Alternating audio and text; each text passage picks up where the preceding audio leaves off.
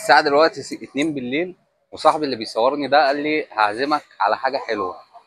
فين بقى؟ احنا دلوقتي في السيدة زينب عند محل اسمه فونتانا. محل فونتانا ده من أشهر المحلات في صناعة الحلويات والألبان والرز بلبن. يلا بينا نشوف الحكاية بتاعته بتقول ايه.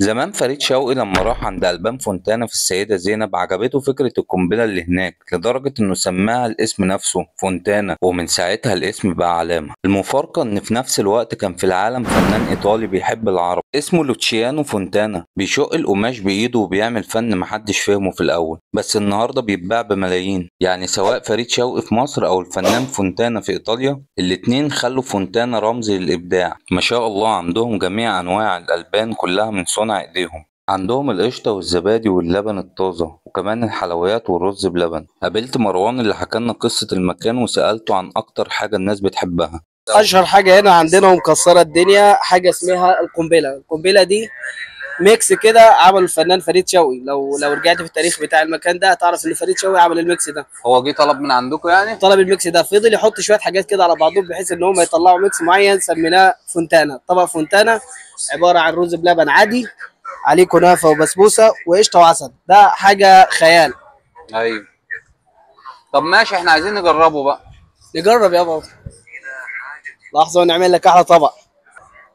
ده فونتانا بقى، ده ايه ده بقى؟ طبق فونتانا بقى اللي هيوديك عالم تاني. ده بتاع فريد شوقي. ده بتاع عمنا فريد شوقي، عباره عن كنافه وبسبوسه قشطه وعسل. جرب وانت قول سلام. رايك بنفسك. ده بقى ايه؟ الرز بلبن تحت وعليه، تعالى كده، رز بلبن وعليه بسبوسه وعسل وكنافه. وكنافه وحبه قشطه كده. ده عالم بقى تاني. اللي مسمع بقى عندك بقى هنا. دي افضل حاجه عندنا حاجات كتير بس دي الحاجه المميزه عندنا في المكان هنا. فونتانا يعني السعاده، هتيجي تتبسط والله. بسم الله. اه، الف هنا صاحبي. حبيبي يا باشا. ثاني واحده هي اللي هتبين. لا، احلى حاجه بقى القشطه دي مش قشطه طبيعي. القشطه اللي عندنا قشطه بلدي يعني مميزه قشطه هنا بلدي، مش الحمد زي لله. اللي بتتحط بقى وكده. استنى بقى ندوق الرز بلبن لوحده كده.